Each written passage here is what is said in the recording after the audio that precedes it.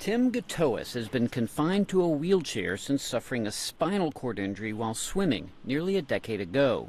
Tim is helping test new wearable robotic devices at Harvard University, designed for hand and arm rehabilitation. Seems like it's inspired me to get out and try to do things that I didn't think I could do before.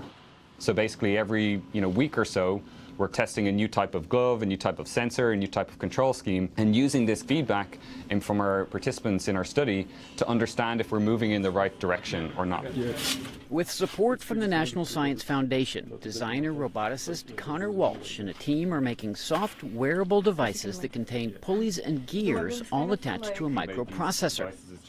When a paralyzed patient or stroke victim attempts to move their arm, the microprocessor senses it, and the soft glove or sleeve act as muscles and add power to the patient's attempts to move their arm or hand. So one of the things that we're thinking about doing is how do we help restore their function so that we can enable these people to be able to be more independent. Our approach to doing that is creating very lightweight and soft wearable robots that people could potentially wear all day, every day. The challenge is making the robots comfortable to wear and second nature to use. If we tap on the palm sensor, this is the mode where we help our wearers open up their hand first, and then if you maintain the contact or tap again, that will help you grip. The soft robots look like a wetsuit, but have small balloons in between the inner and outer layers of fabric.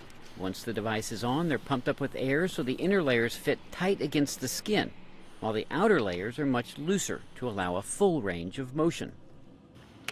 On the top part of the glove, we might have textiles that can stretch a little bit more. On the inside part, maybe textiles that can stretch less.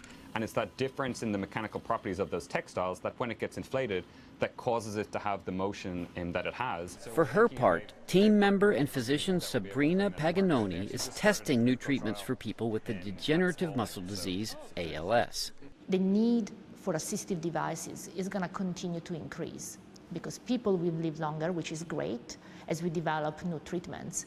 But at the same time, we need to be able to give them not just longer lives, but more fulfilling, more productive lives. Tim has been working with the robots for just a couple of months, but he's excited for the future. I just see different possibilities that just seemed like way out of the ballpark. And now it seems like I literally have things in my reach. A possible breakthrough for people with disabilities to better help themselves.